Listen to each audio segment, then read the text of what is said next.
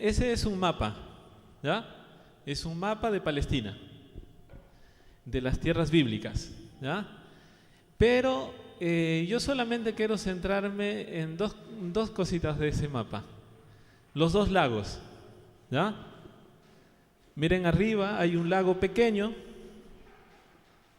Arriba está el lago pequeño, ¿no? Eso se le llama el lago de Genesaret, o también le dicen el mar de Galilea, ¿no? Y abajo, que es más grande, es el mar Muerto, ¿no? Dos lagos, ¿no? ¿Saben que en el lago de arriba, en el mar de Galilea, en ese lugar era un lugar, hasta ahora, ¿no?, de pesca? Hay muchos peces, mucha gente iba a pescar ahí. O sea, era un lugar así, era como un puerto, ¿no?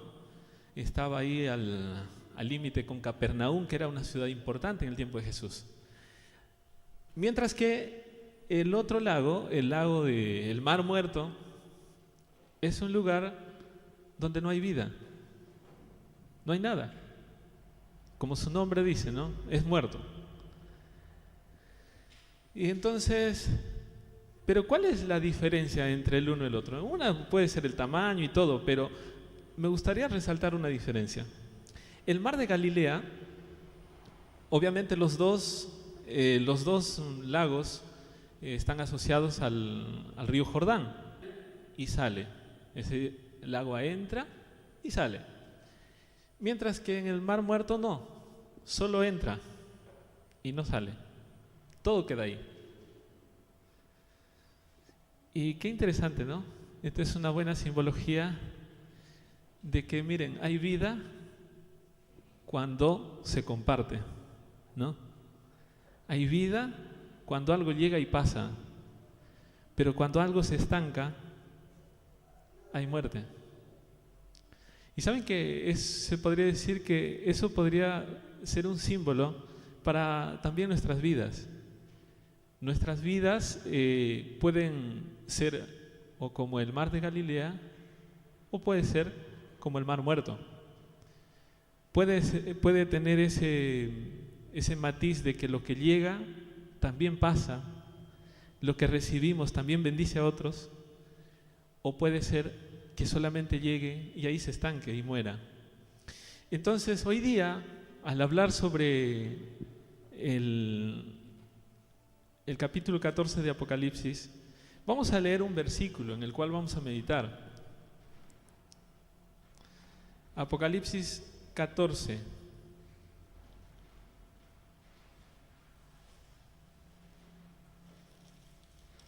Versículo 6. 14:6.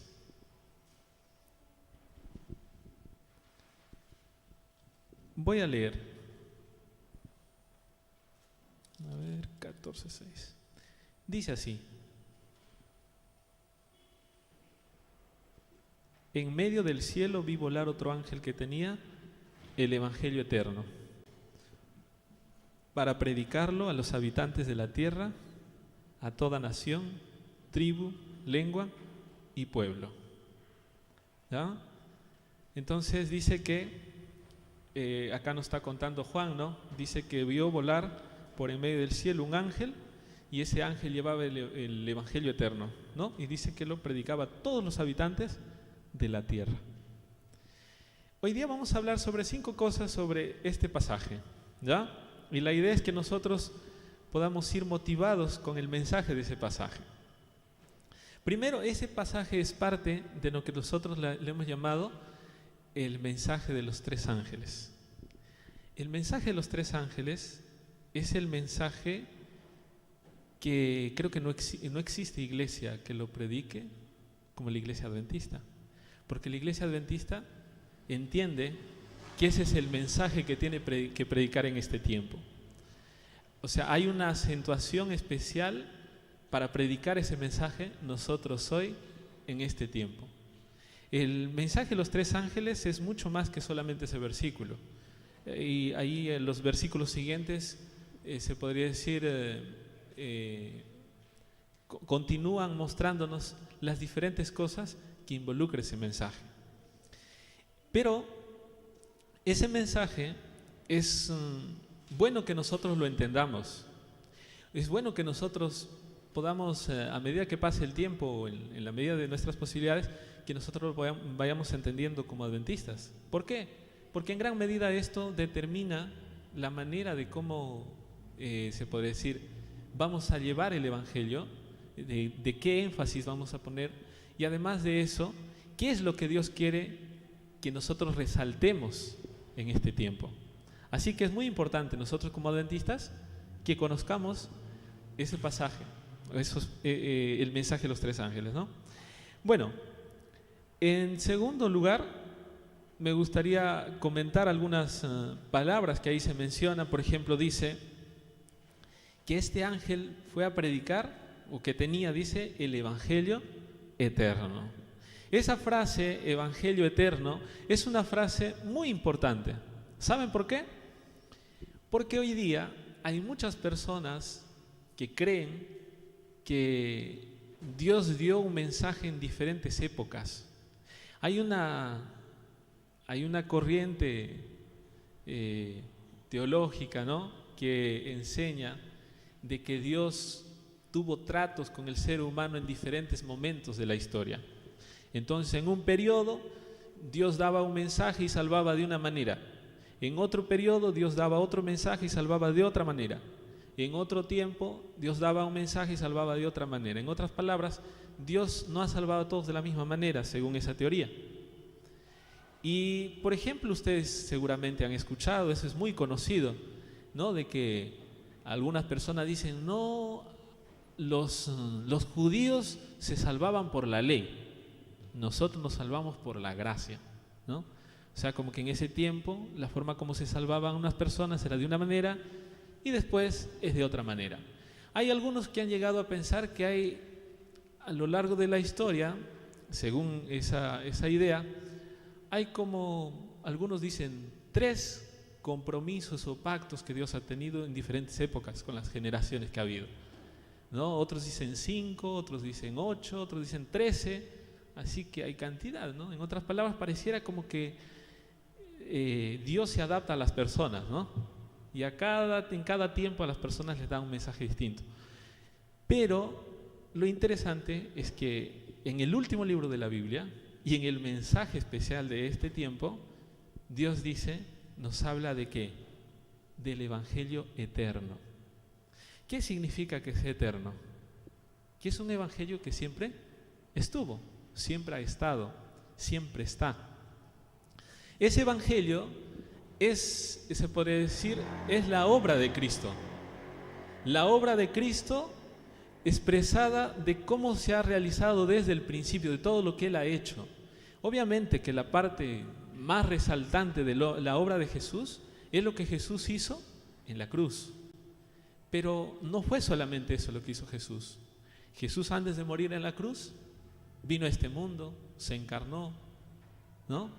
Después no solamente resucitó y ahí acabó, sino que también ascendió a los cielos y está hoy intercediendo por nosotros. Pero no queda ahí, sino que también va a venir un día por nosotros. Y no queda ahí, sino que un día va a reinar para siempre en su reino.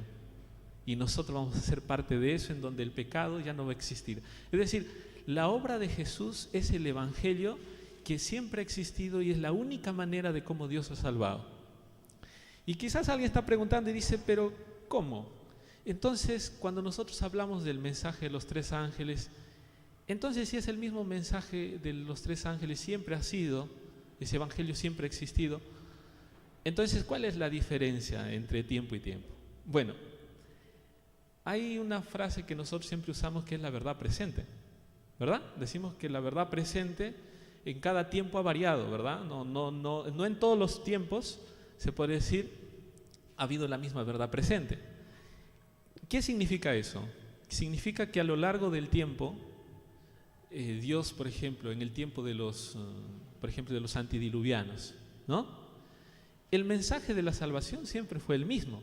Quien salva es Cristo por medio de su obra, aunque Jesús todavía no había venido, pero la forma de salvación es la misma. La única cosa era que había un evento, frente a ese evento se contextualizaba ese mensaje. Lo mismo pasó cuando vino Jesús, lo mismo ha pasado en todos los tiempos, es decir, el Evangelio se ha contextualizado en cada época, pero el Evangelio ha sido siempre el mismo, ¿ya? Es más, en algunas épocas ese Evangelio ha tenido que resaltarse ciertas cosas porque los ataques del enemigo han venido en esa dirección. Por ejemplo, en la mañana comentaba un poco con el personal de acá del colegio que, miren, el pueblo adventista que predica este mensaje aparece en el siglo XIX como organización, ¿verdad?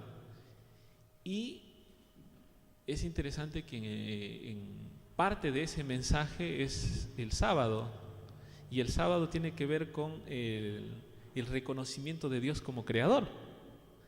Lo interesante es que en ese mismo periodo que nace el pueblo adventista, como organización, como grupo, en ese mismo periodo aparece el evolucionismo.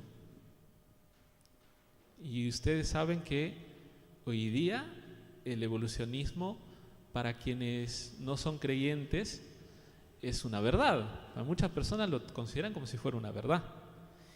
Y entonces ahí nos damos cuenta de que, por ejemplo, en el versículo siguiente, cuando dice adorad a aquel que hizo el cielo, la tierra, está haciendo una acentuación especial a Dios como creador. Es decir, en cada época Dios ha contextualizado ese mensaje, pero el Evangelio y la forma de salvar siempre ha sido el mismo. Antes que Jesús venga, Dios también ha salvado de la misma manera que después que vino. La única diferencia era que antes de que venga, pues todavía no habían visto que había venido el Cristo, ¿verdad? El Mesías. Entonces, se hablaba de la salvación como una promesa que se va a cumplir. Hoy día, después de la muerte de Jesús, hablamos de algo que Jesús ya hizo. Esa es la única diferencia, pero la forma de salvación, la manera de cómo Dios nos salva a todos es igual. Por ese motivo, nadie puede decir, para ese grupo fue más fácil la salvación, para ese grupo fue más difícil. No, la salvación está abierta para todos de igual manera. Todas las personas van a tener la misma oportunidad de poder aceptar o rechazar el Evangelio. Así que ese Evangelio está basado en Jesús y no está basado en nosotros. En esos tratos de que en cada época Dios cambia, pareciera que el centro no es Dios, sino es la iglesia. Pero en la Biblia nos presenta que el centro es Jesús. En Él nosotros confiamos, de Él dependemos, Él hace la obra, Él nos salva, Él logra lo que los seres humanos no pueden. Y todo aquel que pone sus ojos en Él y cree en Él y depende de Él, confía en Él, va a ser salvo. Entonces, el Evangelio eterno tiene que ver con eso. Entonces, no creamos, se podría decir, otro mensaje sino ese, el mensaje de Cristo como Salvador de nuestras vidas, ¿no? Ahora, después hay otra cosa acá que se menciona, es el ángel, ¿no? Dice otro ángel. Y más adelante se menciona en el versículo 8, ¿no? Nuevamente otro ángel. Y en el 9, el tercer ángel, ¿no? O sea, se mencionan ángeles. Nosotros, como estamos hablando del primer ángel, ¿no? Del mensaje del primer ángel, los ángeles son siervos de Dios, ministros de Dios que cumplen sus propósitos, ¿no? Varias veces nosotros vamos a encontrar en la Biblia en donde Dios, por ejemplo, cuando Dios va a dar un mensaje a Abraham, ¿no? Cuando va a ir a Lot, ¿quiénes van? Ángeles, ¿no? Ángeles van ahí. Y cuando le van a hablar a la madre de Sansón, ¿quién va? Un ángel, ¿no? Es decir, los ángeles, o por ejemplo cuando Dios responde la oración de Daniel, ¿quién va? Un ángel. Siempre los ángeles han sido, se puede decir, a lo largo de la Biblia se ha visto, y esa es su obra, ser mensajeros de Dios, los que llevan el mensaje de Dios. Ellos están al servicio de Dios. Entonces, en la Biblia, cuando se habla de la idea de ángeles, se está hablando también de la idea de un mensajero. Y cuando nosotros miramos, saben que Apocalipsis, nosotros estamos en Apocalipsis 14, pero toda la idea que se transmite en el capítulo 14 está asociado con el capítulo 13 y el capítulo 12. Si nosotros miramos esos 3 capítulos, nosotros vamos a ver que ese periodo es el periodo del gran conflicto. Hay una lucha desde el capítulo 12 en cómo Satanás ataca a Cristo, en cómo el pueblo de Dios es perseguido, y en el capítulo 13 se ve todo ese, podría decir, es en el tiempo del fin, cómo se da ese conflicto, y en el capítulo 14 se hace como se resalta, ¿no? Como que en medio de eso hay un pueblo que predica ese mensaje. En medio de ese gran conflicto, el arma que tiene ese pueblo, el pueblo remanente, es ese mensaje. Entonces, por ese motivo que cuando acá se está hablando de los 3 ángeles, acá se está refiriendo al pueblo remanente, al pueblo de Dios que va a predicar ese mensaje, ¿ya?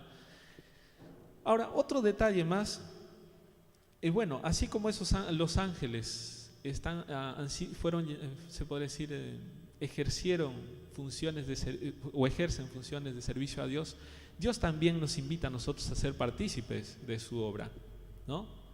Ellen White habla en el libro Hechos de los Apóstoles que los ángeles están deseosos de predicar el Evangelio, ¿no? Ellos están con toda la voluntad de hacerlos, pero Dios, ¿qué dice? No, eso tienen que hacerlo los mismos seres humanos. ¿Por qué? Porque el predicar el Evangelio no es un favor que le estamos haciendo a Dios, ¿ah? Algunos piensan que cuando hablamos de predicar el Evangelio y alguien sale acá y dice hay que predicar el Evangelio, piensan que de repente Dios necesita ayuda, ¿no? Y bueno, hay que mostrar colaboración con Dios.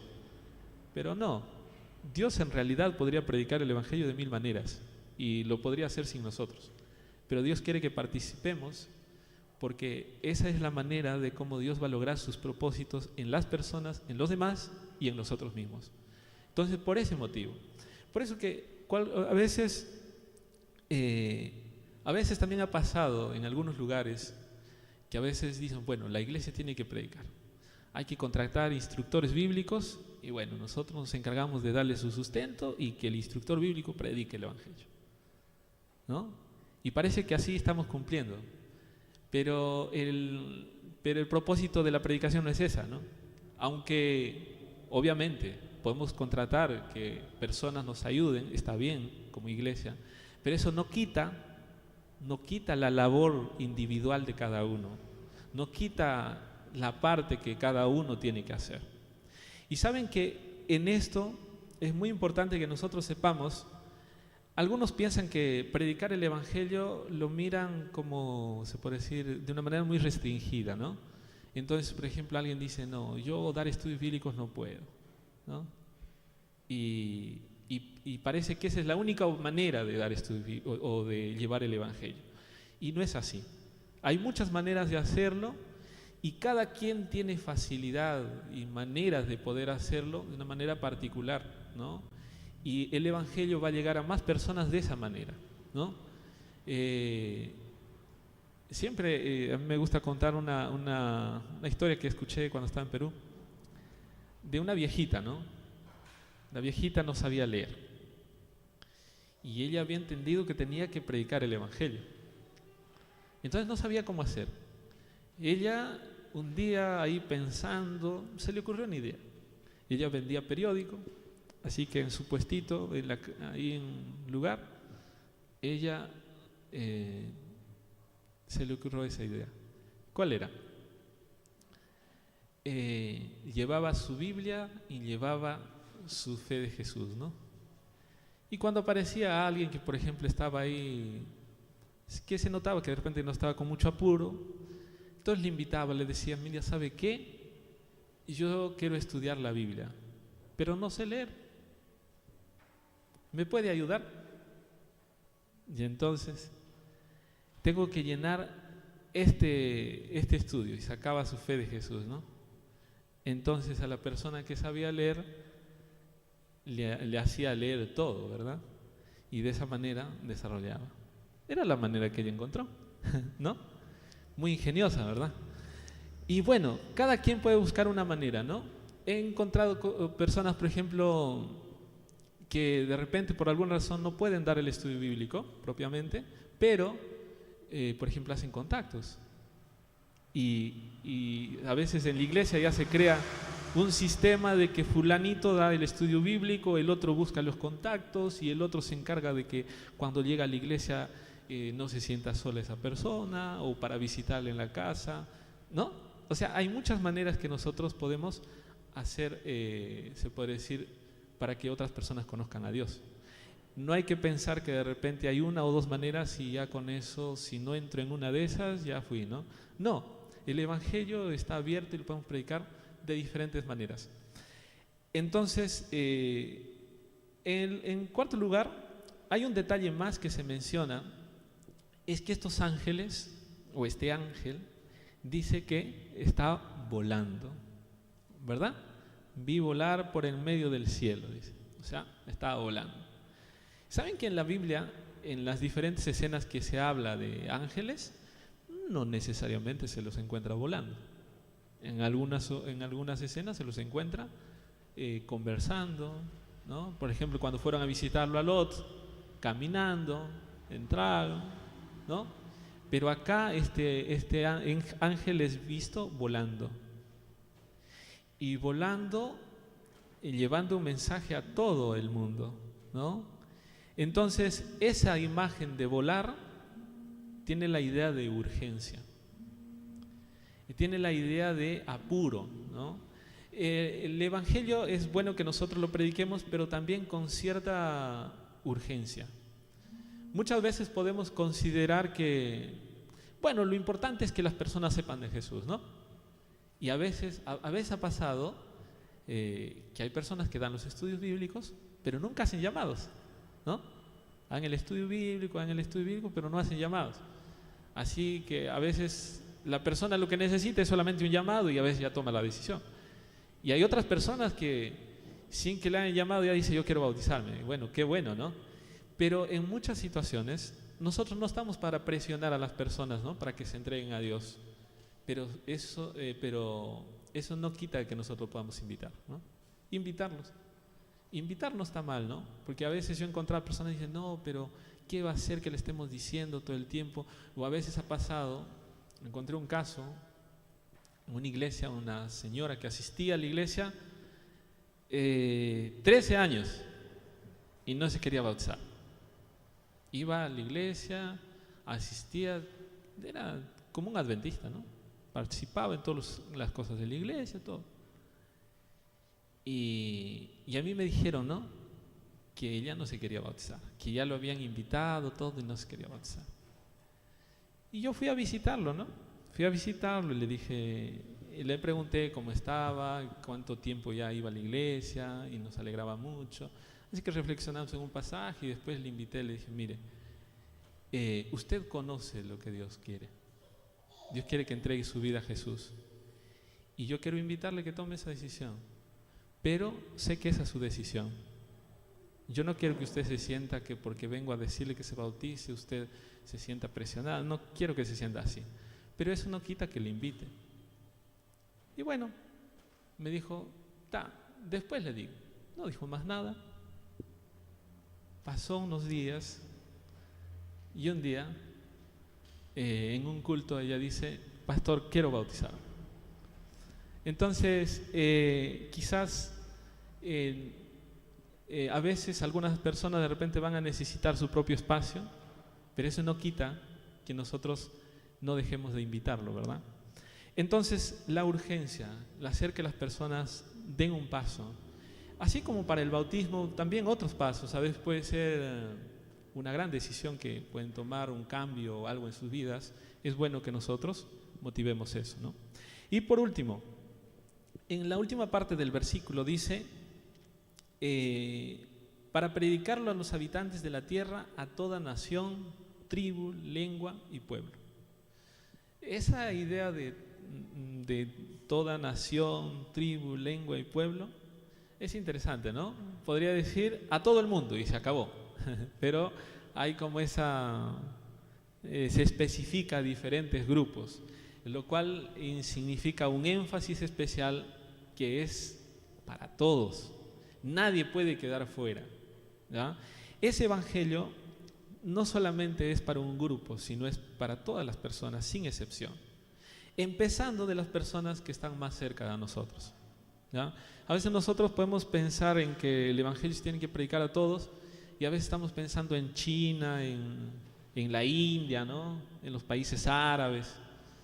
Y está bien que oremos, ¿no? Y si alguien tiene la oportunidad de participar en un proyecto misionero para ir allá, buenísimo. Pero no significa que si no vamos allá no podemos hacer nada, ¿no? Tenemos acá mismo, a veces en nuestra casa, a veces en nuestro vecindario, a veces en medio de nuestras amistades, siempre hay algunas personas que están necesitando de que nosotros le llevemos el mensaje. Y es interesante también el hecho de que muchas veces, por el hecho de que todos somos diferentes, cada uno va a llegar el evangelio a diferentes ámbitos que quizás solo una persona no podría, ¿no? Un pastor no podría llegar a todos los grupos, pero de repente en algunos grupos específicos hay otros hermanos que van a llegar mejor que un pastor. Y de repente en otro ambiente va a haber otra persona que va a llegar mucho mejor que de repente un líder de iglesia o un miembro, se puede decir que tiene mucha experiencia en evangelismo. Quizás en una situación va a ser una persona que quizás a sí misma piense y diga, no, yo no creo que pueda, ¿no? Pero cuando nos ponemos en las manos de Dios, Dios puede hacer cosas significativas, cosas importantes, ¿no? ¿Saben qué, hermanos?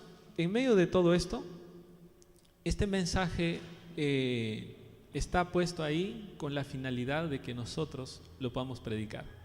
Y Dios nos está invitando de que nosotros llevemos ese mensaje. Quizás alguien me pregunte y diga, pero pastor, ¿qué tiene que ver todo lo que habló hoy día con los días de oración? ¿No? ¿Qué hablamos de oración en todo lo que dije? ¿No? Esto es 10 días de oración, ¿no? ¿Saben qué, hermanos? Los días anteriores se ha hablado mucho de la oración, ¿no? Pero cada día nos está mostrando diferentes facetas de lo que implica nuestra vida cristiana. Y una de esas partes tiene que ver con la predicación del evangelio. La oración nos puede ayudar a capacitarnos tanto para nosotros mismos, para nuestra propia vida espiritual, ¿no? Para estar bien delante de Dios, pero también para prepararnos para predicar a otros. Y por medio de la oración también Dios va a unir, nos va a llevar a situaciones para llegar a personas que de otra manera no lo vamos a lograr. Porque, como se mencionó al principio, la misión no es de nosotros, la misión es de Dios. Y Dios es el que está al control. Cuando oramos y nos ponemos en sus manos, Él mueve todas las fichas para que todo pueda llegar conforme a su propósito. La pregunta que quiero hacerles para terminar es: ¿cuántos de los que estamos aquí le gustaría decirle a Dios, Señor, ayúdame a ver la manera de cómo poder llevar el evangelio más y mejor? ¿Cuántos les gustaría decir eso? Amén. Yo sé que de repente varios de los que estamos aquí estamos estudiando la Biblia con alguien, algunos de repente no, alguien de repente está pensando en algunas personas o está trabajando por alguien, pero en este día de manera especial, ahora que vamos a terminar, es para pedirle que Dios nos ayude en esa área para poder hacer que podamos llegar a personas que puedan conocer y aceptar ese mensaje. Que Dios nos bendiga y nos acompañe hoy.